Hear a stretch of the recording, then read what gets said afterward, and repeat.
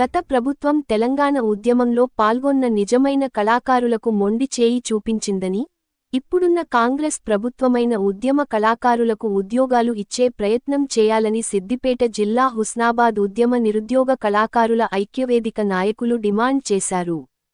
ఈ మేరకు హుస్నాబాద్ అంబేద్కర్ చౌరస్తాలో డప్పు చప్పుళ్లతో పాటలు పాడుతూ తమ ఆవేదన వ్యక్తం చేశారు.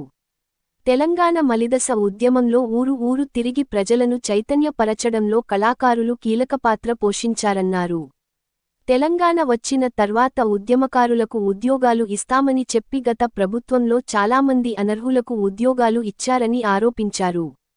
ఇప్పుడు ప్రజా ప్రభుత్వం ఏర్పడి 18 నెలలు గడిచిందని, ఇప్పటికైనా ముఖ్యమంత్రి రేవంత్ రెడ్డి, స్థానిక మంత్రి పొన్నం ప్రభాకర్ స్పందించి నిజమైన కళాకారులకు ఉద్యోగాలు ఇప్పించాలని కోరారు.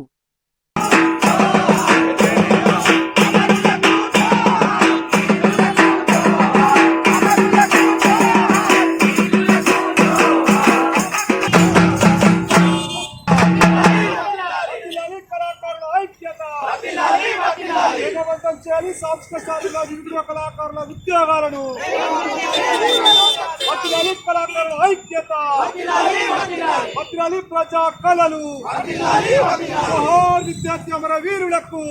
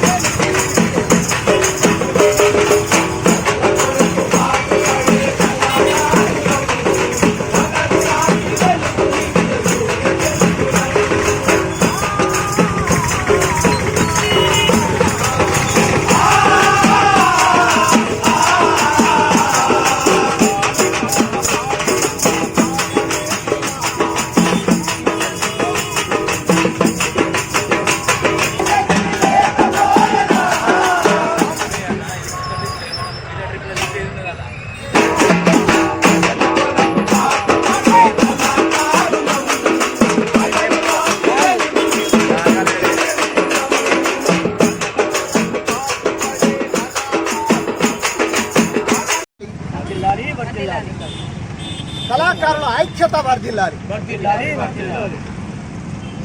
అందరికీ తెలంగాణ కళాభివందనాలు.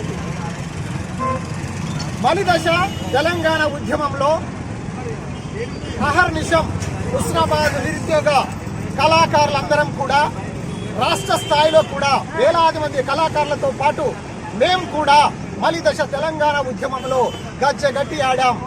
డప్పు సంకన వేసుకొని ఇల్లును, కుటుంబాన్ని, బాధల్ని అన్ని వదిలేసి రోడ్డెక్కి సకల జనుల సమ్మెలో, వంట వార్పులో నియోజకవర్గం అంతా కూడా తిరిగి ప్రజల్ని చైతన్యవంతం చేశాం.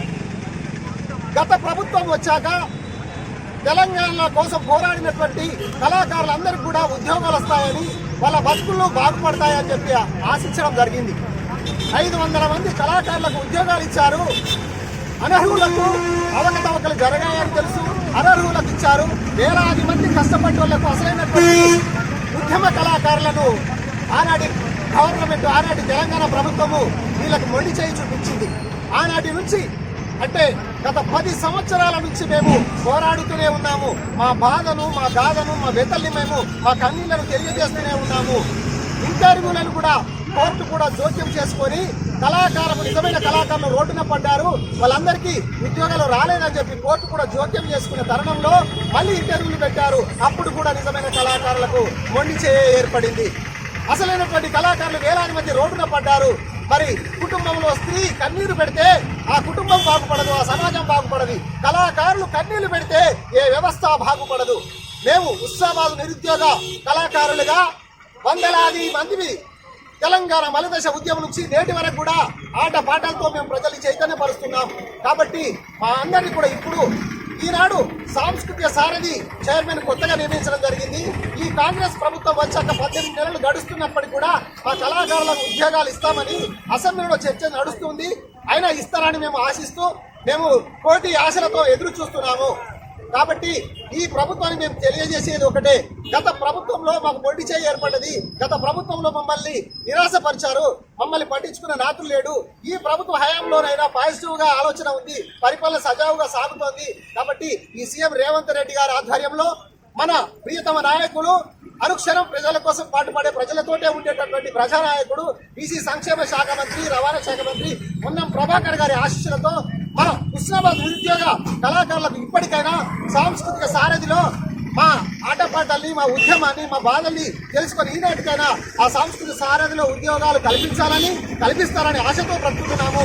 అందుకే ఈ సాంస్కృతిక సారథిలో ఉద్యోగాలు కల్పించే ఈ ప్రక్రియను వేగవంతం చేయాలనే ఆలోచనతో ఈనాడు మన హుస్నాబాద్ ప్రాంత కళాకారులందరం కూడా ఏకమయ్యి మా గలాన్ని, మా బాధను, మా వ్యతని, మా ఆత్మ నివేదన తెలియజేయడానికి ఈ కార్యక్రమాన్ని ఏర్పాటు చేసుకున్నాము. మాకంటే ముందే మన హుస్నాబాద్ ప్రాంత కళాకారులు కిషోర్ అన్న గారు కానీ, చక్రల రగన్న గారు కానీ, తర్వాత ఏపూరి సోమన్న గారు, చాలా మంది కళాకారులు మా కోసం నిలదీస్తున్నారు. అసెంబ్లీలో కూడా ఈ మధ్యలో వారి యొక్క వాదాన్ని వినిపిస్తున్నారు, మా బాధను తెలియపరుస్తున్నారు. కాబట్టి దయచేసి ఇప్పటికైనా మమ్మల్ని గుర్తించండి.